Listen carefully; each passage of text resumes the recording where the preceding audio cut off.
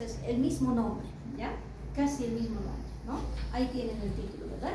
Trichuris trichura. Algunos lo llaman tricuris, ¿verdad? Tricuris, otros tricocéfalo, ¿ya? Tricocéfalo.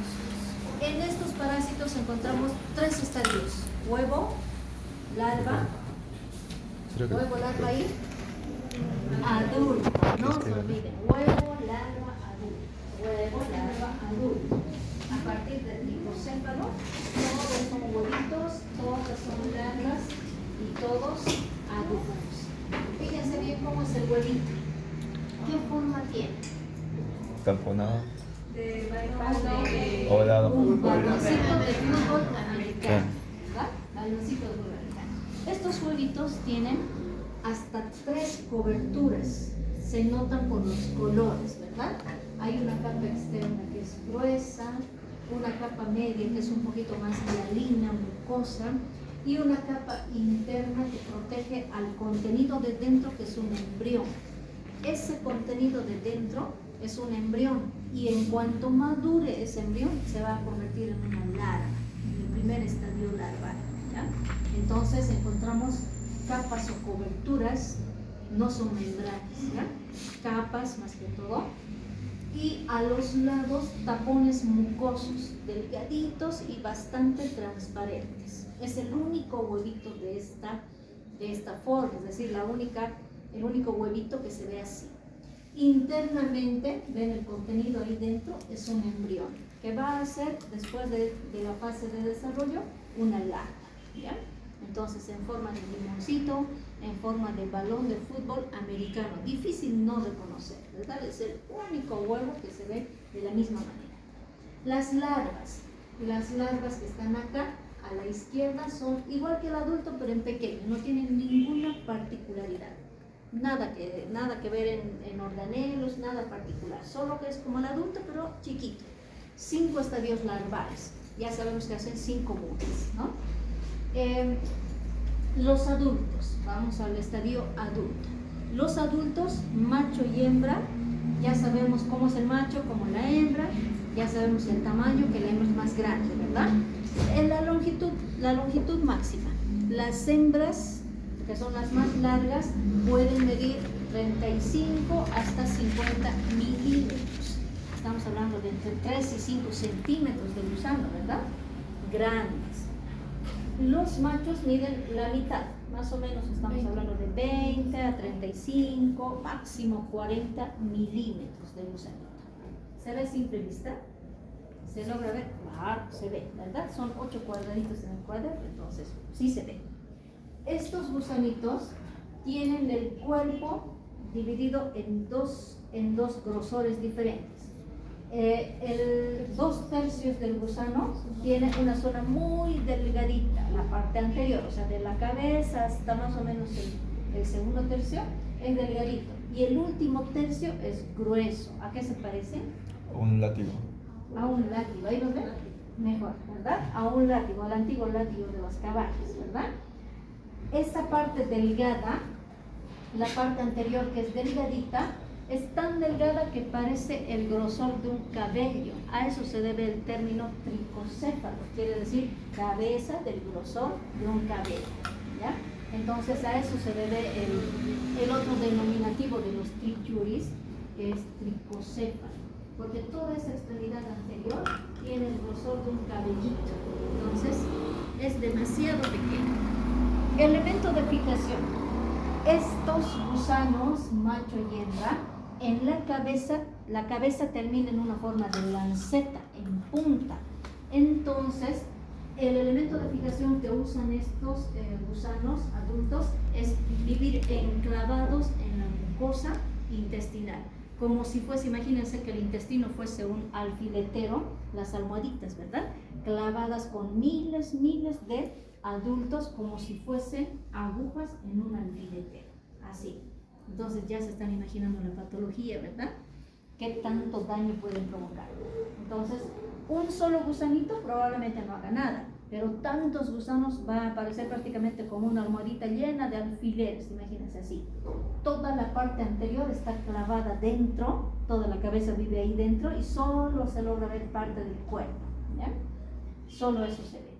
Entonces acá, por ejemplo, en la imagen podemos ver algunos machos y algunas hembritas, ¿verdad? Por ejemplo, esto de acá, ¿qué sería? En cuanto a machos, ¿dónde está nuestro cursor? Ahí está. Esto de acá sería un Macho. Y este adulto de acá, Hembra. y así, ¿ven? Machitos y hembras. Y la parte anterior, ¿logran ver? Una zona tremendamente delgadita, ¿verdad? Delgadita. Bien. Esófago. ¿Qué tipo de esófago tiene? Moniliforme. ¿Se fijan en sus gráficos? Todo el esófago prácticamente ocupa los 2/3, toda la zona delgada es esófago, tremendo esófago, ¿verdad? Sí. ¿Qué más encontramos? Dentro de los aparatos digestivos, de la mitad para abajo están los intestinos. Intestinos. ¿Ven los intestinos? ¿Logran ubicar los intestinos? Sí. Pequeños filamentos. Todo eso es esófago. Esófago, esófago. A este lado. Terminan los esófagos, hay una zona de color gris. Esos son intestinos. A la derecha de la zona gris hay un elemento puntillado, ¿verdad? Algo puntillado. Esófago, intestinos y esta cosita puntillada.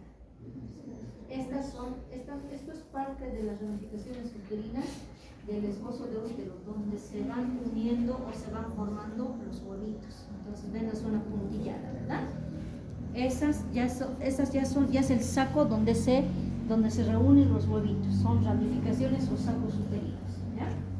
Luego hay una especie de canal para la eliminación, ¿verdad? Un oviducto, a la izquierda, un oviducto, eso, oviducto, el canal para eliminar. Entonces ahí están los organelos sexuales en la hembra, ¿verdad? En la hembra. Oviducto, sí. Ajá, un oviducto.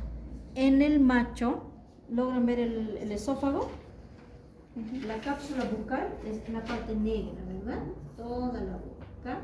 A partir de los 2 centímetros más o menos, todo lo demás es esófago. Luego hay una zona gris, intestinos. A la derecha están los organelos sexuales, testículos, conductos deferentes, y en la parte de la curvita que termina en gancho está la espícula. Espícula, ven esa forma de gancho, ¿verdad? Que termina en la curvatura. Eso es una espícula, ¿ya? Entonces la espícula justo está en la parte posterior. Ahí, ¿ya? Sí, esa es la cápsula bucal. Larga, ¿no? Cápsula bucal larga, luego esófago, luego intestinos, ¿ya? Eso es. Y a la derecha, ahí, testículos y espícula, ¿ya? La cloaca o el esbozo de ano está adelantito, un poquito arriba de la espícula. Esta es la espícula y esta es la cloaca. Adelante, un poquito más arriba. Esta es la espícula y esta es la cloaca, el esbozo de ano. Esta espícula. Ahora ya, ¿verdad? Eso es. Esa es la estructura en los adultos, la estructura interna. Ahora, hablando del ciclo biológico, ¿cómo se produce el ciclo biológico? Ciclo monoxémico, ¿no? Entonces tiene una fase de vida dentro del humano y otra en el medio ambiente, en el medio externo, ¿ya? El parásito habita en el intestino grueso, entonces se puede eliminar a través de la materia fecal. Fase de eliminación por materia fecal. ¿Dónde está la fase de eliminación? A la derecha, ¿ya? De la mitad, la línea de la mitad a la derecha es fase de eliminación. Una vez que el parásito se elimina por materia fecal. ¿Qué es lo que se elimina? Los huevos inmaduros, embrionados, ¿no? Entonces ahí ven que tiene contenido ese huevito, ¿verdad? Ese es el huevo que se elimina por materia fecal, justo aquí está a la derecha, exacto. Entonces, ahí marcan el proceso que es la eliminación. El medio por donde se elimina, materia fecal. Y el elemento que se elimina, huevo embrionado. En el medio externo, ese huevo debe madurar. Todo ese proceso de abajo es la maduración del huevo en el medio externo, en el ambiente externo. ¿Cómo madura? El embrión primero forma dos lóbulos. El embrión es bilobulado, ¿ven ahí? Dos redonditos en el huevo. Luego ese embrión forma una mórula, una especie de mora, ¿no? A eso se debe el nombre, mórula. Luego todavía tiene granulaciones más menuditas que se llama blástula. Y al final forma una larva. Entonces, el último huevo de la línea del lado izquierdo es el huevo larvado. Huevo larvado. Están ubicando los estadios, ¿no? Entonces, huevo embrionado, huevo bilobulado, huevo en mórula y huevo larvado. ¿Ya? Eso es embrionado, bilobulado, mórula y larvado. Huevo larvado. No está la blástula, pero tiene granulaciones más chiquitas, mucho más chiquitas. ¿Ya? Eso es. Entonces, embrionado, bilobulado, mórula y larvado. No está ahí la otra parte de maduración, ¿ya? No importa, ya sabemos cómo madura, ¿verdad? Bueno, esa larva que está dentro del huevito ya es la larva L1, ya es el estadio L1. Entonces, esa primera larva ya está en primer estadio, larva L1. En cuanto el huevito ha formado la larva, ahora es un elemento infectante, recién es infectante cuando forma la larva. Antes de ello no es infectante, ¿ya? Entonces tiene que ser maduro. ¿Cuánto tiempo le toma madurar en esta etapa de maduración? 7, 11 hasta 14 días, más de una semana, dependiendo del clima. Si hay un clima muy caliente, madura más rápido. Y si el clima está como hoy, tarda muchos más días en madurar, ¿ya? Entonces, ese proceso dura tiempo. Se darán cuenta que no puede ser una infección directa, una autoinfección. Cuando hay autoinfecciones, el parásito ya es infectante desde que sale. En este caso, no. Esto sí o sí va a ingresar a través de un alimento contaminado de mucho tiempo, ¿ya? Bueno, una vez que el huevo esté larvado, es un estadio infectante. Va a ingresar al hospedero por la vía oral. El elemento que ingrese, el infectante, va a ser El huevo. el huevo larvado. ¿Y el mecanismo? Fecalismo, obligatoriamente. ¿Dónde va a estar presente en el medio externo? ¿Dónde estará alojadito ese huevo? ¿Dónde estará escondido? Los alimentos. Después de la materia fecal, en el Agua, agua, alimentos, viajando por vectores, una larga ruta, ¿no? Y humanos. Entonces va a estar en esos medios contaminantes. La persona se infecta consumiendo alimentos contaminados con materia fecal. Todo eso se llama fecalismo, ¿no? Entonces ahí lo vamos a ver. Una vez que ingrese el huevito, de la boca va a pasar hacia el estómago primero, ¿ya? Entonces el estadio larval que ven ahí sueltito, esa es la etapa en el estómago. ¿Qué pasa en el estómago? Los jugos digestivos debilitan uno de los tapones y hacen que se abra uno de los tapones y se libera la larva. Se libera. Entonces, esa fase ocurre en el paso del estómago al intestino delgado y es la liberación de la larva. Esa larva muda una vez en el intestino delgado y otra vez más, o sea, hace dos mudas. La larva que ya ven ahí, la sueltita, ya es una L2, ya es una L2. Pasa a un estadio L3, entonces ahí pónganle L2 y L3 que está en este momento en el intestino delgado. Antes de la larva L2, esa es la fase del estómago, es decir, aquí estaba la boca, ¿verdad? En el huevo larvado, boca. En este camino es estómago, la liberación de la larva. Entre el huevito y la larva, esa etapa es de la boca al estómago. Y la larva L2 ya está liberándose al intestino delgado. Ahí realiza dos mudas, L2 y L3, el intestino delgado. Pasa al intestino grueso y realiza dos mudas más, L4 y L5. Entonces ahí dividan ese segmento entre la boca, estómago, intestino delgado e intestino grueso. intestino grueso. Al intestino grueso llega en sus estadios larvales L4, L5 y después de ellos se hacen los adultos. Entonces, en intestino grueso encontramos larvas L3, larvas L4 y parásito adulto. Adultos macho y adultos en intestino grueso. Entonces, ese es el hábitat del parásito. En intestino grueso copulan macho y hembra y luego se fijan en la mucosa intestinal, quedan clavaditos a la mucosa intestinal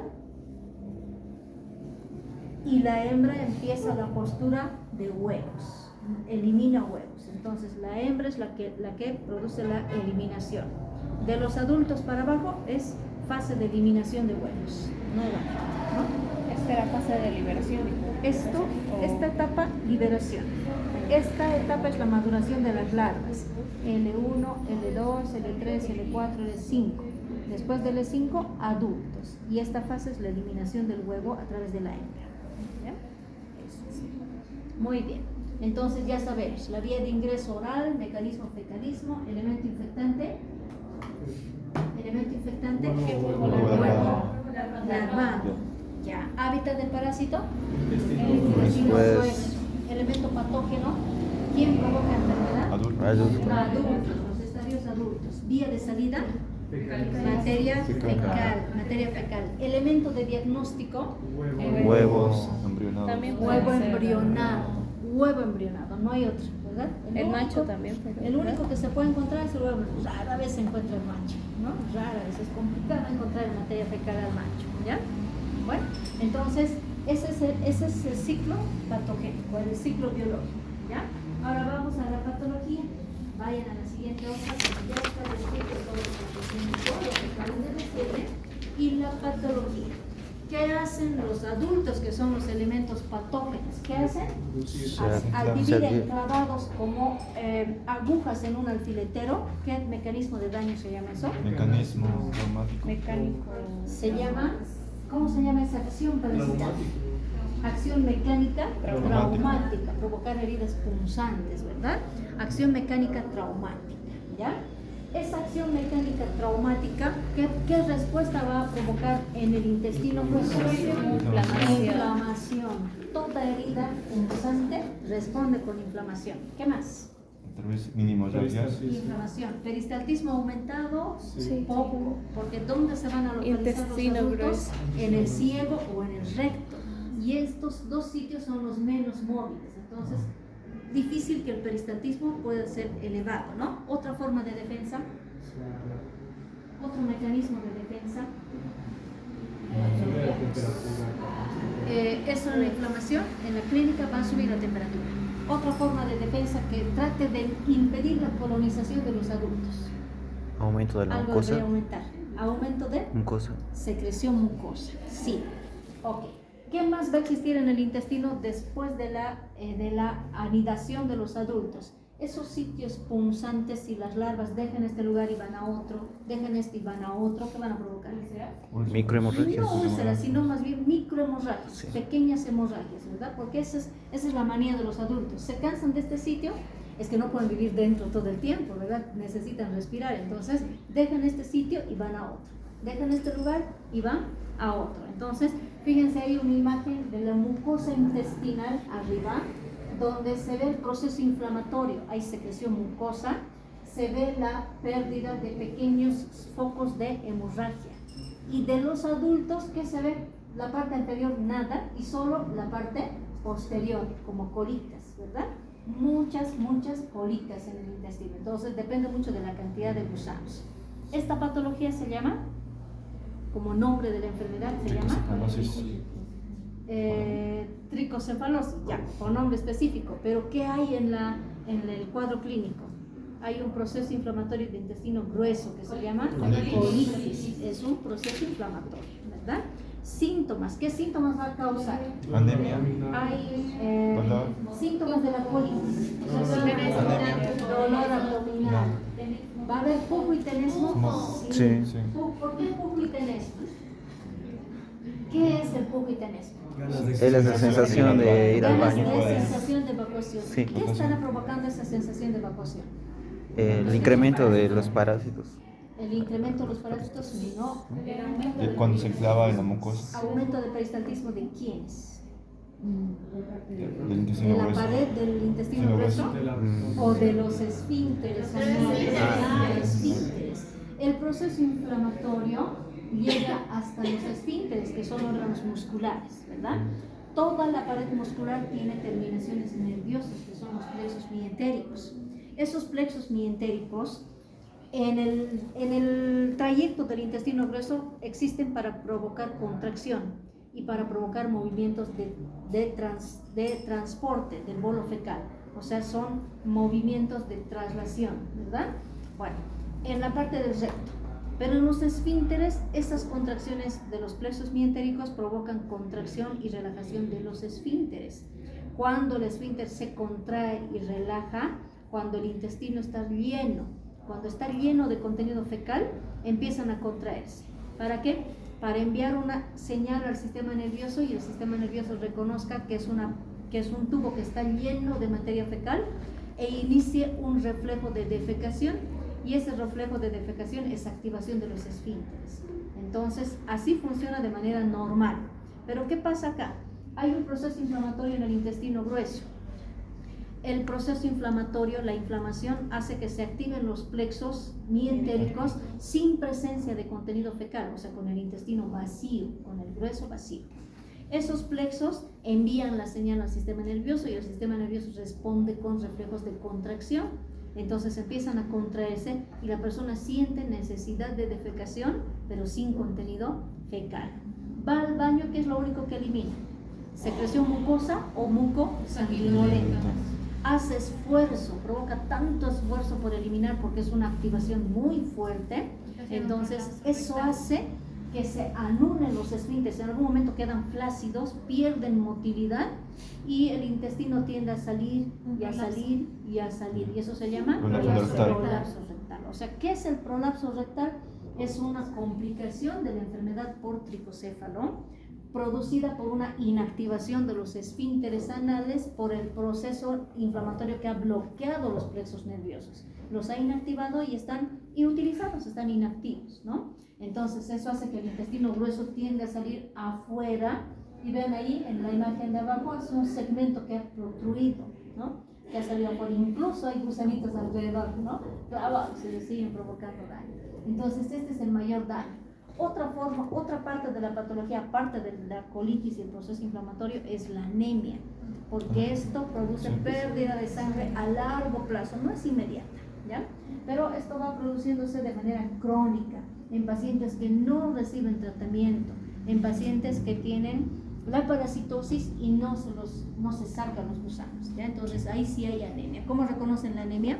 Palidez. Cosas pálidas. Mucosas pálidas, Palmas. piel y mucosas pálidas, ¿no? Doctora, también ¿Qué habría. más hay? Mala absorción. Hay cansancio, o sea, ese síntoma se llama astenia, adinaria y Anorexia. anorexia. 3 As de Jiménez. Pero también había síndrome de mala absorción. Síndrome de mala absorción, relativamente, porque el parásito no está quitando tantos nutrientes, se ocupa más de alimentarse y de provocar sangrados y hemorragias. La cantidad de nutrientes que le quita, sí le quita, pero no demasiado, ¿no? No es tanto como otros parásitos que realmente se especializan por quitar nutrientes, ¿ya? ¿Qué más? Entonces, palidez de piel, palidez en mucosas, astenia, adinaria, anorexia. Si esto se vuelve crónico, ¿a qué puede llegar? Incluso a signos en los dedos del palillo del tambor, ¿verdad? A muy largo plazo. ¿Cómo puedo verificar la presencia? ¿Cómo puedo diagnosticar esta enfermedad? ¿Cuál es el primer estudio que debo pedir? Clínico. ¿Qué esperamos encontrar en el copro? Huevos. ¿Y de qué otra forma puedo confirmar el diagnóstico? Hay exámenes de gabinete también, con exámenes de gabinete. ¿Qué espero ver en el hemograma? Hematocrito bajo, hemoglobina baja, ¿no es cierto? Incluso índices hematimétricos alterados, ¿verdad? Volumen corpuscular medio, hemoglobina corpuscular media y concentración de hemoglobina corpuscular media. Serie Bajos, roja, ¿verdad? ¿Creen que en la serie blanca hay alguna alteración? Que Sí. suban en parte los Eosinofilia. eosinófilos. Sí. Leve. Eosinofilia leve, no intensa. Cuando la eosinofilia es marcada, cuando el parásito toca tejido de manera profunda o vive en el tejido o se transporta a otros sitios. Hay parásitos que pasan a la fase extraintestinal, como la amebistolítica. Esa sí provoca alta eosinofilia. ¿Ya? Los que hacen ciclo de los. Los que hacen ciclo de los también, porque invaden tejido, ¿verdad? A la vía circulatoria. Entonces, esto es posible que no haya eosinofilia o que sí hay una leve elevación, ¿ya? Entonces, eso nos va a dar un diagnóstico. Tratamos con cualquier medicamento derivado benzoimidazol, albendazol, mebendazol, no metro, ¿no? Eso es derivado nitroimidazol. Palmoato de ¿Ya? oxaltel. Albendazol, mebendazol, tiabendazol y otra familia que es el palmoato de pirantel o palmoato de oxantil. Son medicamentos que producen en los gusanos, bloquean canales de calcio y los paralizan. Inmoviliza. Se puede añadir un laxante para acelerar la eliminación de los gusanos, ¿ya? Se puede hacer. ¿Tratamiento de elección? ¿Cómo de elección? O sea, la primera línea, Sí, la Sí. primera línea. albendazol o mebendazol, cualquiera de los dos, ¿no? Menos tóxico, de acción más rápida. El albendazol permite las dosis únicas del medicamento y el mebendazol permite fraccionar en 3 dosis. 3 dosis durante 3 días. ¿Ya? 3 días. También podemos dar suplementos para la anemia. Sí, se puede corregir con suplementos. ¿Ya? Eso en cuanto a trichuris, a tricocéfalo. El otro parásito se llama